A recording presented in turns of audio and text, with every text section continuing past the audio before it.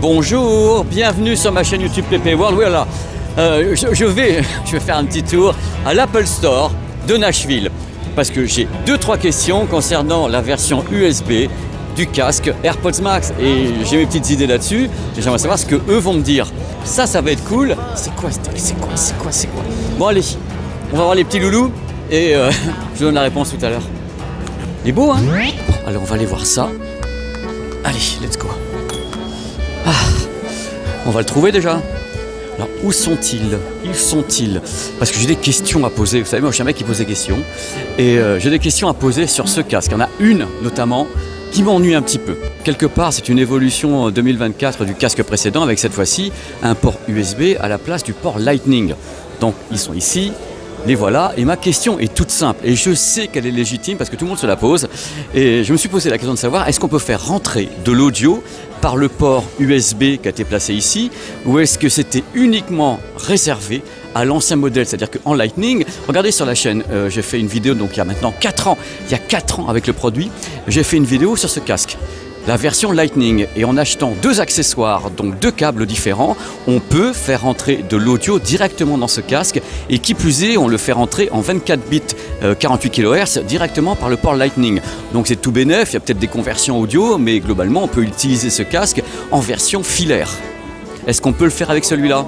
Voilà, donc vous l'aurez compris, l'idée de base c'est de savoir si ce produit par hasard a régressé ou pas du tout. Donc ce que j'ai fait, c'est à Nashville où je suis rentré tout à l'heure, j'ai demandé à un vendeur, bon alors comment je peux faire entrer l'audio à l'intérieur. Ils m'ont dit, vous inquiétez pas, on va vous trouver quelqu'un. Donc je suis resté dans mon coin pendant quand même 25 minutes.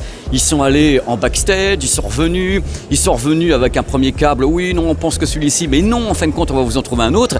Et ils sont revenus à un moment donné, c'était 2, ils m'ont dit, bon écoutez, le seul moyen de faire rentrer de l'audio dans le casque AirPods Max en version USB, c'est non pas d'acheter un câble USB classique, mais d'acheter carrément un câble Thunderbolt à 39 $. Il m'a dit ok, avec ce câble ainsi qu'avec un iPhone 15 Pro Max par exemple, vous aurez le son qui part directement en numérique de l'iPhone vers le casque. C'est la seule façon de faire rentrer de l'audio là-dedans. J'ai acheté le câble et non.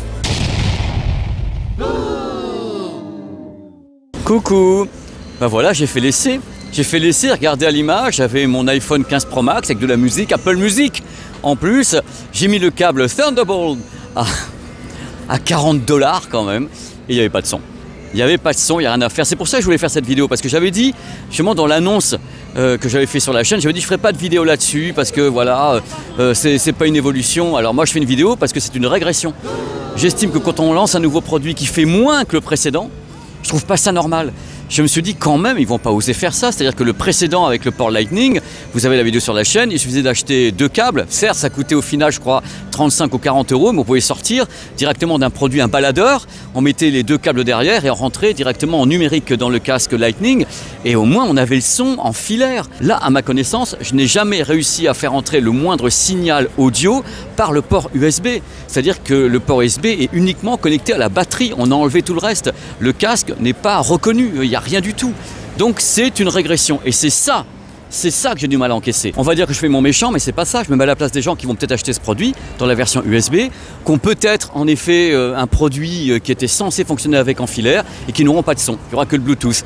C'est une régression. Et ça, c'est pas normal dans l'industrie. C'est pas normal. Malgré ce point que je trouve négatif sur la mouture 2024, ça reste un casque anti-bruit absolument étonnant. Hein. Pour moi, c'est vraiment un des meilleurs, voire le meilleur en réduction de bruit numérique.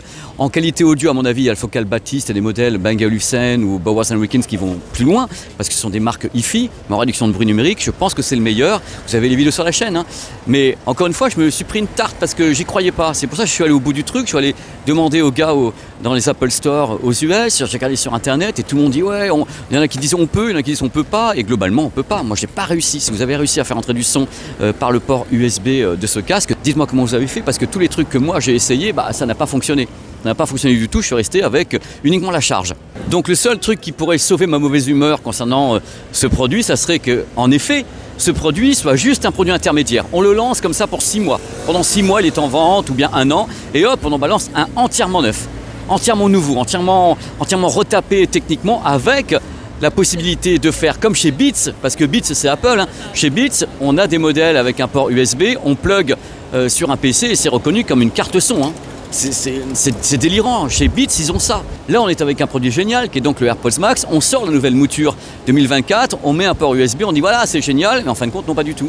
Vous le rechargez, c'est tout. Voilà, vous voyez que je peux gueuler quand même, et ça m'arrive souvent hein, de gueuler. Donc merci d'avoir regardé ce vlog. Si vous avez ce casque en version Lightning, gardez-le bien, parce que vous pourrez le connecter à volonté en filaire, tandis qu'avec le port USB et le chargeur, on n'utilise pas du tout l'électronique, il est déconnecté. Voilà, j'espère pouvoir tester un nouveau casque, peut-être dans 6 mois, 1 an, avec tout dessus, tout ce qui va bien, une version revisitée du casque AirPods Max que j'adore.